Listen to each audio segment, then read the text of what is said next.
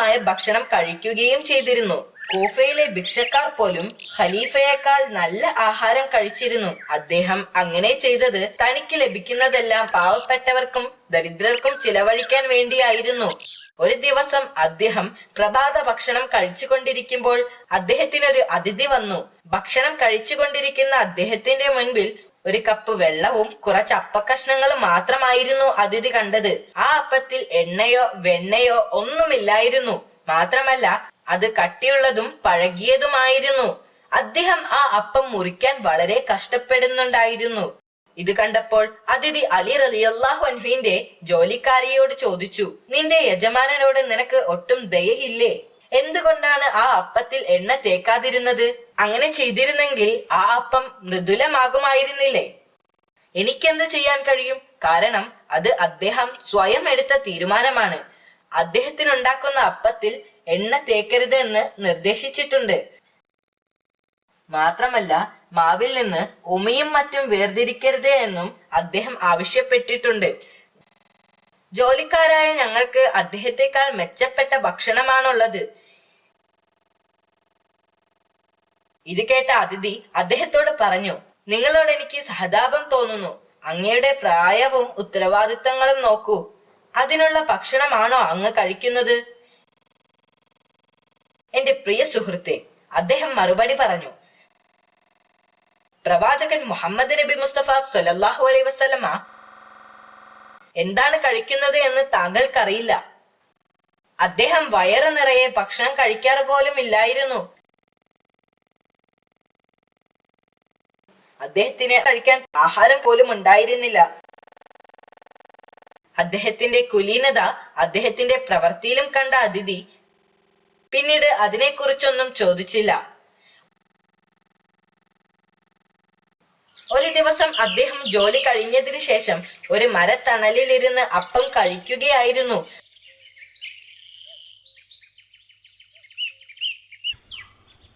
അപ്പോൾ അതുവഴി കടന്നുപോയ ഒരു യാചകൻ അദ്ദേഹത്തിന്റെ അടുത്തേക്ക് ചെന്നു.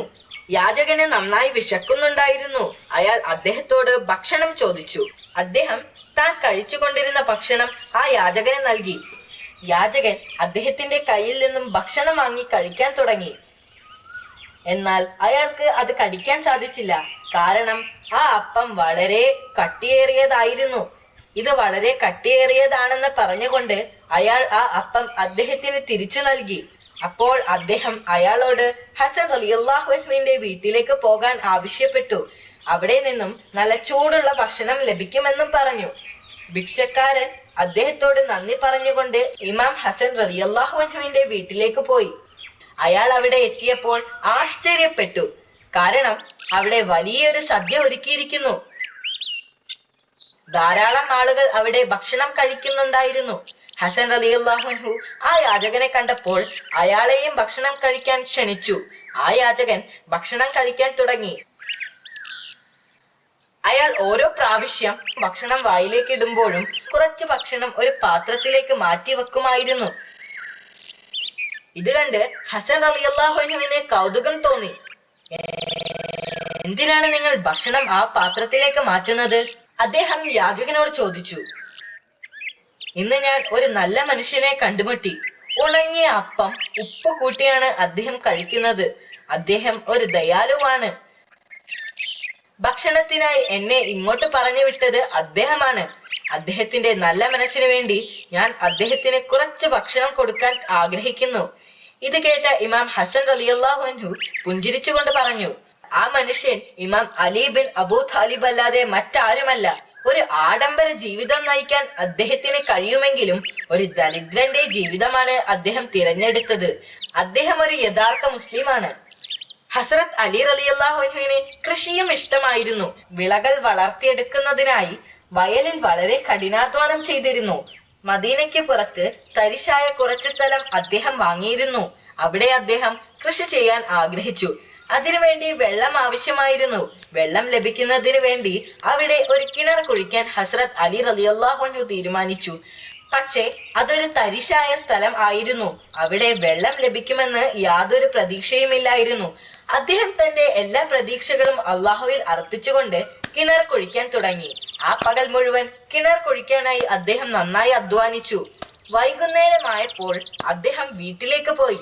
പിറ്റേന്ന് അതിരാവിലെ അദ്ദേഹം അവിടെ എത്തി. വീണ്ടും കിണർ കുഴിക്കാൻ തുടങ്ങി. ദിവസങ്ങളോളം അദ്ദേഹം ഈ പ്രവൃത്തി തുടർന്നുകൊണ്ടേയിരുന്നു. പക്ഷേ അവിടെ വെള്ളമുള്ളതിന്റെ യാതൊരു ലക്ഷണവും ഇല്ലായിരുന്നു. ഒരു ദിവസം അദ്ദേഹം പതിവ് പോലെ തന്റെ പിക്കാക്സ് എടുത്ത് കിണറ്റിലേക്ക് ഇറങ്ങി. തന്റെ ശക്തി മുഴുവനും എടുത്ത് ആഞ്ഞു കുഴിച്ചു. എന്നിട്ടും നിർഭാഗ്യവശാൽ അതിൽ വെള്ളം കാണാൻ കഴിഞ്ഞില്ല. കുറച്ചു സമയം വിശ്രമിക്കുന്നതിന് വേണ്ടി അദ്ദേഹം കിണറിന്റെ പുറത്തേക്ക് വന്നു. അദ്ദേഹം വീണ്ടും കിണറിലിറങ്ങി ശക്തിയായി കുഴിക്കാൻ തുടങ്ങി.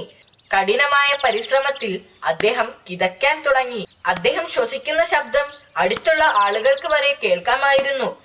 അവസാന ശ്രമമെന്ന നിലയിൽ അദ്ദേഹം സർവശക്തിയും എടുത്ത് ഒരു പാറയിൽ അടിച്ചു. എന്തൊരു അത്ഭുതം! പാറ പിളർന്നു. നല്ല തെളിഞ്ഞ ശുദ്ധജലം പുറത്തേക്കൊഴുകി. അദ്ദേഹം സന്തോഷത്തോടെ കിണറിന്റെ പുറത്തേക്ക് വന്നു. വെള്ളം ഉയർന്നുകൊണ്ടേയിരുന്നു. അതൊരു അത്ഭുത കിണറായിരുന്നു. അലി റളിയല്ലാഹു അൻഹു കിണറിലേക്ക് നോക്കി. ആ വെള്ളം പെട്ടെന്ന് തന്നെ ചുറ്റുമുള്ള ഉണങ്ങിയ കൃഷിസ്ഥലത്തേക്ക് ഒഴുക്കി വിടണമെന്ന് തീരുമാനിച്ചു. താമസിയാതെ ആ കിണർ കാണാൻ ആളുകൾ അതിന്റെ ചുറ്റും കൂടി നിന്നു. അത് കണ്ട എല്ലാവർക്കും ആശ്ചര്യമായിരുന്നു. ഇമാം അലി ബിൻ അബൂ താലിബ് റളിയല്ലാഹു അൻഹു ഒരു വലിയ കഠിനാധ്വാനിയാണ്. കൂടി നിന്ന ചിലർ പറഞ്ഞു, അദ്ദേഹം ഒരു നല്ല മനുഷ്യനായതുകൊണ്ട് അള്ളാഹു അദ്ദേഹത്തോട് കരുണ കാണിച്ചിരിക്കുന്നു. മറ്റൊരാൾ പറഞ്ഞു, ജനങ്ങളിൽ ഭൂരിഭാഗവും സന്തുഷ്ടരായിരുന്നു. അവർ അദ്ദേഹത്തിന്റെ പരിശ്രമത്തെ അനുമോദിച്ചു. എന്നാൽ ചിലർക്ക് അതിൽ സന്തോഷമില്ലായിരുന്നു. അവരും അവന്റെ ആളുകളും സമ്പന്നരായി മാറും. അവർ പറഞ്ഞു, ആ തരിശു ഭൂമിയിൽ ജലം ലഭിച്ചതിൽ അവർക്ക് അസൂയയായിരുന്നു. കാരണം ഇനി മുതൽ ആ ഭൂമിയുടെ മൂല്യം വളരെ അധികമായി ഉയരും. എനിക്കൊരു പേനയും പേപ്പറും തരൂ, അലി റളിയല്ലാഹു അൻഹു പറഞ്ഞു. പേനയും പേപ്പറും കിട്ടിയപ്പോൾ അദ്ദേഹം പറഞ്ഞു,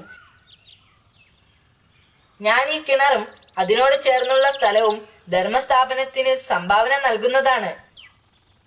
അതിൽ നിന്ന് ലഭിക്കുന്ന വരുമാനം ദരിദ്രരെയും യാത്രക്കാരെയും സഹായിക്കുന്നതിനും പാവപ്പെട്ടവരുടെ വൈദ്യസഹായത്തിനും അനാഥരുടെ വിവാഹത്തിനും ഉപയോഗിക്കുന്നതാണ്. ബാക്കിയുള്ളത് പൊതുജനങ്ങൾക്ക് പ്രയോജനപ്പെടുന്ന നല്ല പ്രവർത്തികൾക്കും വേണ്ടി ഉപയോഗിക്കുന്നതാണ്. അല്ലാഹു സുബ്ഹാനഹു തആലയുടെ പ്രീതിക്ക് വേണ്ടി ഞാൻ ഇത് ദാനം ചെയ്യുകയാണ്. അദ്ദേഹത്തിന്റെ വിനയം കാരണം ശത്രുക്കൾ പോലും അദ്ദേഹത്തെ സ്നേഹിക്കാൻ തുടങ്ങി.